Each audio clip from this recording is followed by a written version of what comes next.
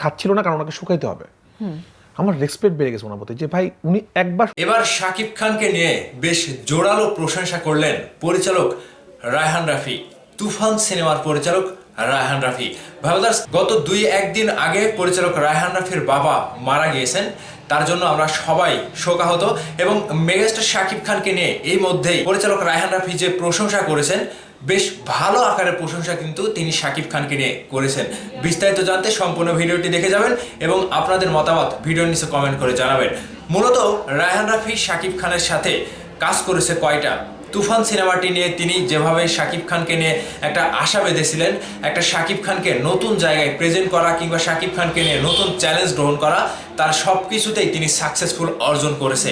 আর এজন্যই তিনি শাকিব খানকে নিয়ে যে প্রশংসা করেছেন যে শাকিব খানকে আমি স্যালুট জানাই, শাকিব খানের সাথে কাজ করতে করতে আমি তার প্রেমে পড়ে গিয়েছি। এই যে ভালোবাসা, এই যে ভালো লাগা কিংবা মেগাস্টার শাকিব খানকে নিয়ে কাজ করা, তার মধ্য দিয়ে তিনি নতুন একটা শাকিব খানকে খুঁজে পেয়েছে, যে শাকিব খান রায়হান রাফিকে প্রতিনিয়ত হেল্প করেছেন এবং সাহায্য করেছেন। এবং সিনেমার কাজে গিয়ে শাকিব খানের এরকম আচরণ কিংবা শাকিব খানের এই যে নম্র ভদ্র, শাকিব ভাই কখনোই রায়হান রাফিকে হতাশ করেনি।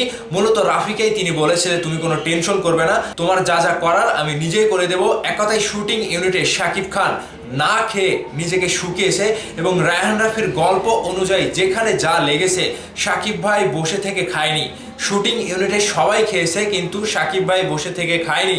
রায়হান রাফি এই কথাটা একটা ইন্টারভিউ বলছে, প্রথম আলোর ইন্টারভিউ, যে ভাই আমি বসে আছি, আমি খাচ্ছি, আমি ভাত খাচ্ছি, আমি এটা খাচ্ছি সেটা খাচ্ছি, কিন্তু শাকিব ভাই আমাকে বলেছে যে তুমি চিন্তা করো না, আমি শুটিংয়ের মধ্যেই নিজেকে শুকিয়ে ফেলবো। সেখানে শাকিব ভাই কখনো খায়নি, তিনি খেজুর খেয়েছে, তিনি বাদাম খেয়েছে।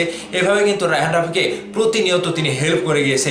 আর এই যে মেগাস্টার শাকিব খানের দুষ্টু কোকিল গান বলেন কিংবা লাগে উড়াধুরা গান বলেন, এই গানগুলোর কিন্তু কোনো রিহার্সাল ছাড়াই শাকিব ভাই এই গানে পারফর্ম করেছিলেন এবং শুটিংয়ে অংশগ্রহণ করেছিলেন। সেই জায়গা থেকে রায়হান রাফি শুধু ভাবছিল যে ভাই এটা কি, একটা মানুষ কিভাবে পারে সারা দিন শুটিং করে, মাত্র 2 ঘন্টা ঘুমায়, আবার এর মধ্যে জিম করে, আবার পরের দিন সকাল 6টার সময় উঠে আবারও একটানা শুটিং করে। ভাই এটা কি, মানে এই নায়কটা কিভাবে মানে মেনটেন করে, কিভাবে শাকিব খান এগুলো কিভাবে মেনটেন করে?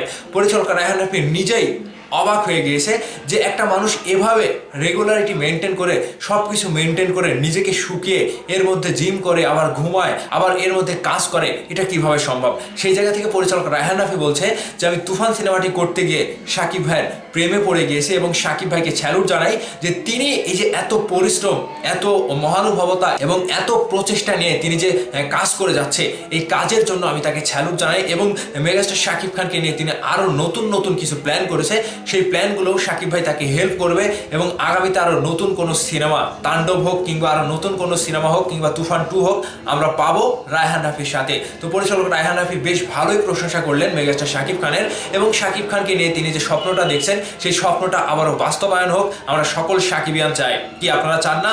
আপনারা যদি চেয়ে থাকেন অবশ্যই ভিডিওর নিচে কমেন্ট করে জানাবেন। ভালো থাকবেন, ধন্যবাদ সম্পূর্ণ ভিডিওটি দেখার জন্য।